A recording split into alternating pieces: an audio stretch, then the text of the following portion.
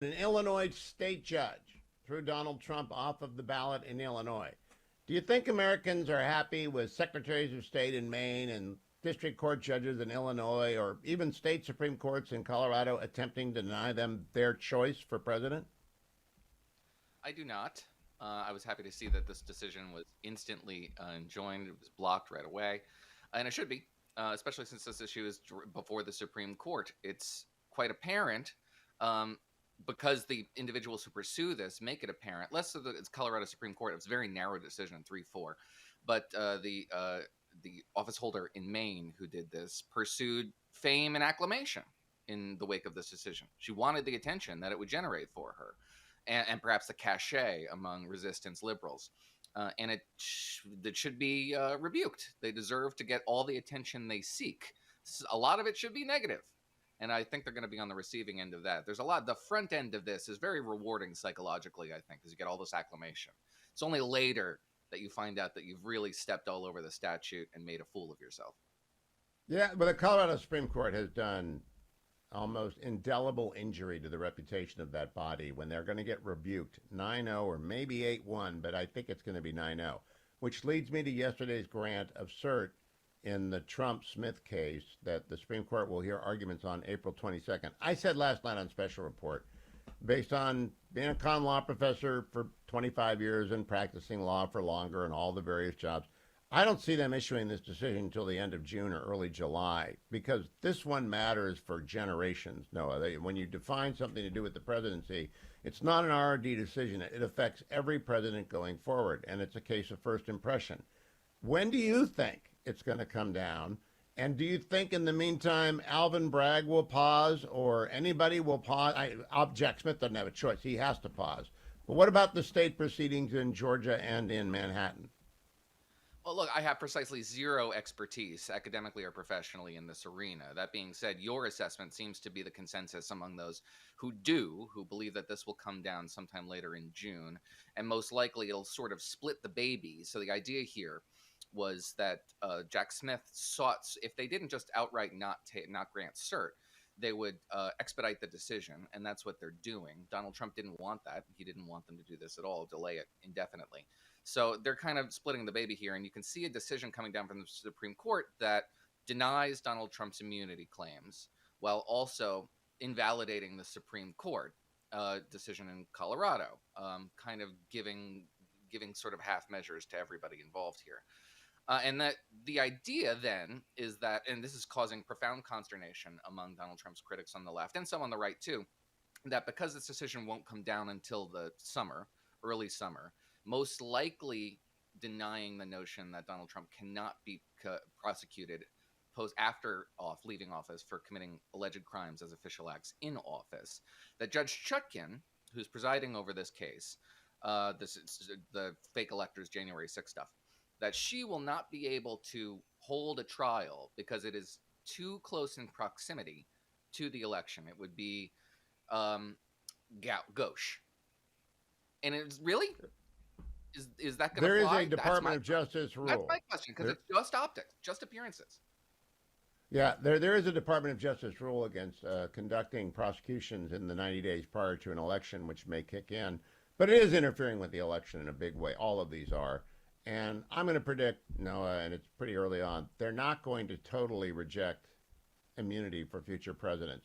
They're going to remand this to Judge Chutkin to consider a number of factors that go into whether or not a president is acting within the scope of his duties. And if not, if such a finding is made, it's got to be a separate evidentiary hearing and a separate ruling that the conduct in question, as alleged by Jack Smith, is in fact criminal enough. That's what I mean, criminal enough. It's going to be a hard standard to apply. Let me switch over to immigration, Noah. Both the president and the former president are at the border today. I want to play for you a very short segment of what I told Brett Baer last night on Special Report. See if you agree with it. I was asked about these visits, and I said this, cut number 4. Hugh, thoughts on this trip and what's going to come out of it? Immigration is the most important issue in this election, Brett, and I will tell you that there is no way that Joe Biden can hide the fact that between 8 and 9 million illegal immigrants came across the border under his watch. That number may be 10 million by the fall. He shut down the wall. He reversed every Trump policy. So I don't care if he goes to the border every day between now and November. He will not be ahead of Donald Trump with voters who care about illegal immigration. And every single act of violence perpetrated by an illegal immigrant between now and then, expected to be a headline. It is Joe Biden's Achilles heel, along with his age. Yeah. All right, so Noah Rothman, am I right or am I wrong? I don't disagree with you.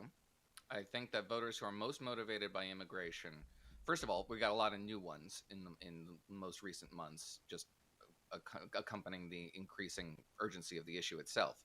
But I think most voters who are attuned to immigration are not inclined to towards Joe Biden's efforts to repair his reputation on that score. However, we have seen Joe Biden begin to take this seriously in ways he had not for most of his presidency. He's leaning on Mexico to police its side of the Rio Grande. He's restarting deportation flights with Venezuela. He's talking about executive orders that might borrow from the Senate supplemental and redefining what it means to be an asylum seeker in this country, tightening those standards. And we saw yesterday efforts by his administration to lean on municipalities that had previously said, we're not going to work with ICE officials. We're going to just ignore federal law in this area, and saying, no, you can't actually do that. And we don't know how much he's going to apply carrots and sticks in that effort, but the effort has begun. So Biden knows that he's got a political liability on his hand here. He knows it, and he's beginning to do something about it. The question I have is, how much does that repair the damage he has done to his brand among swing voters, persuadable voters, and independents? They're the ones who are going to decide this election. Does that offset when there's acts of violence, and there will be more acts of violence attributable to undocumented migrants? Does that offset the shock of that, saying, okay, well, Joe Biden's actually doing something about it? That's the open question. I'll give him the credit that you think he's going to try and get for changing course. Even if he does all those things, does it matter, do you think, Noah, to those voters on whom the issue of illegal migration, it's a flood. It's going to be 9 to 10 million people by November. Can he possibly reverse the impression that he sought on immigration? Not among those who believe that already, I don't think. It's touching every country, every county in America. I'm far removed from the border in my undisclosed location in the hills of New Jersey, and we have headlines in my local county about how we're going to have to house migrants in ways that are very difficult to do. It has to appropriate facilities that are otherwise in use for civilian purposes. So it does touch every community, and it is a source of profound consternation. My question remains whether it is geographically distributed in ways that are disadvantageous to Republicans who want to make it an issue. Most migration voters are in states that are already red. The question is, does it move the needle on the margins in states that are in play? And I'm right on the border of Pennsylvania. So there's one. Is it such an issue, such a profound issue, that has no mitigating features to it by election day? And it doesn't even have to be by election day, 3 months out from election day, at which point your views are likely hardened on whatever the matter is. Is there enough progress made between then and now to shape opinions? If there is no progress made by, I would say, September, then probably not. Probably the cake is baked. But I still think there's a few months where Joe Biden can at least demonstrate that he's aware of the issue and is doing something to address it. Whether that resolves his problem among immigration voters, I doubt, but it could have some positive effects on the margins. You know, the tragic murder of Lake and Riley, which the AP attempted to write off as the dangers of jogging, and the mayor of Athens blamed on Donald Trump. Unbelievably, I mean, incredibly, he blamed it on Donald Trump. That's the kind of story. It's people who are old enough remember Willie Horton.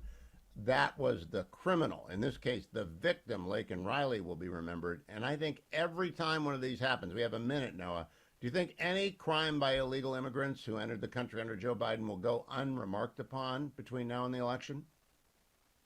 I mean, some will float to the top of the headlines more than others, most likely, especially because episodes like this, which are so unnecessary. This guy went through the system in New York City, was released before ICE could issue a detainer. So it's an indictment of the blue state model as well as Joe Biden. That's part of the reason why I think this is so resonant. And yeah, there will be more episodes like this that'll illustrate the problem and illustrate Joe Biden's complicity in it. Will there be another one that'll capture the headlines like this? I hope not, frankly, but it seems like. I hope not, but I I think it's almost inevitable given 9 million people. You just have a bell curve of good and bad, and 10% of those people are the worst, and that's almost a million really bad guys.